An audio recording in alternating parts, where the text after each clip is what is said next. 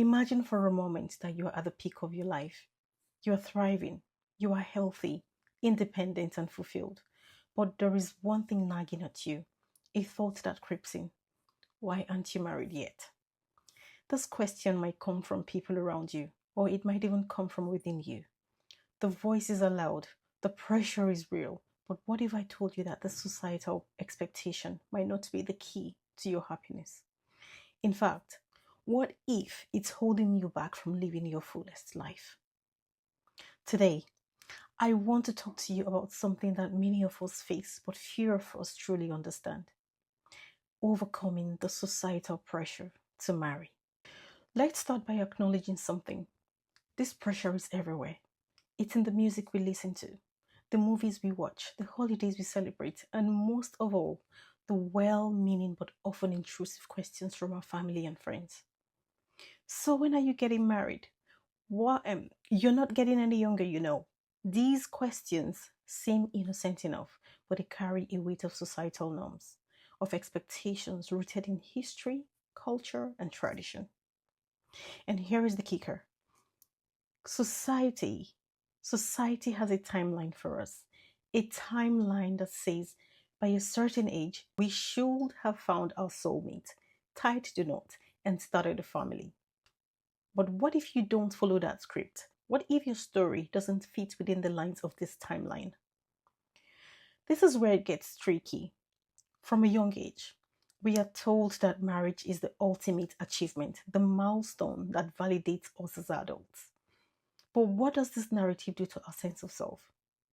It leads to anxiety, feelings of inadequacy, and the fear of falling behind.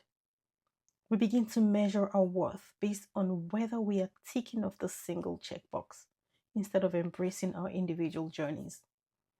We are taught that marriage is the solution to loneliness, the key to happiness, and the path to success.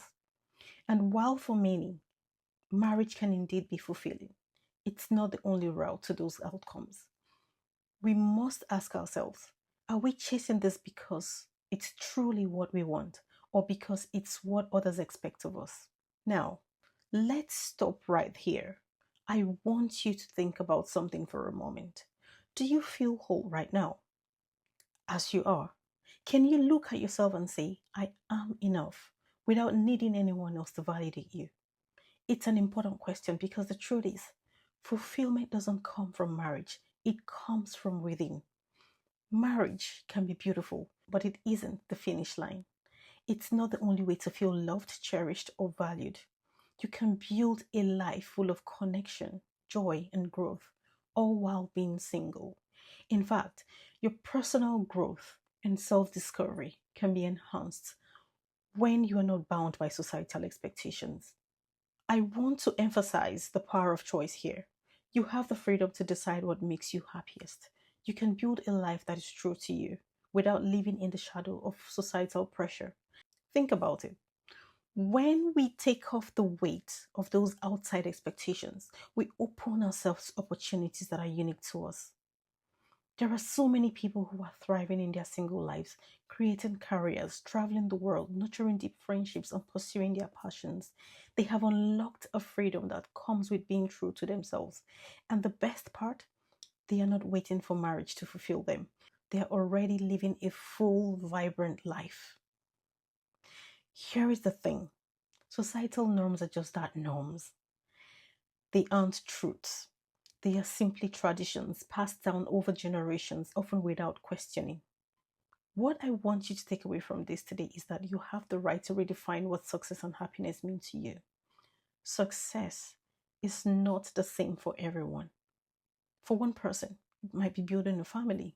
For another, it might mean becoming the best version of themselves with no need for validation from a partner. Neither path is better or worse. It's about what fits you. And happiness? Happiness is not a destination, it's a mindset. It's about living in alignment with your values and creating a life that reflects who you truly are, not who society wants you to be. How do you break free from this pressure? It starts with awareness. You need to recognize when societal expectations are influencing your decisions, and more importantly, when they are making you feel inadequate or incomplete. When you catch yourself comparing your life to others, pause and think. Pause and ask yourself, is this the life I truly want? Next, learn to set boundaries. It's okay to tell people that you are happy with where you are in life, even if that place doesn't include marriage. You don't need to justify your choices. This is your life, your journey, your timeline. And most importantly, practice self love. The moment you realize that you are whole as you are, independent as anyone, that's the moment you really step into your power. You are not incomplete without a partner. You are already complete. Finally, I want you to think about the narrative you've been told and ask yourself, what would your life look like if you rewrote it? What if your story wasn't about meeting someone and settling down? What about discovering your own passions, forging your own path, and living unapologetically as the person you were always meant to be? You are the author of your own life. Don't let anyone else hold the pen. As we wrap up, let me leave you with this thought. If you were to let go of the pressure to marry, what would you do with your life? What dreams would you chase? What adventures would you go on? The possibilities are endless. The truth is, life isn't a race with a set finish line. It's a journey, and it's yours to navigate. You don't need to follow anyone else's timeline. So, ask yourself, are you ready to live life on your terms? Thanks for watching, and I hope to see you in my next video. Bye.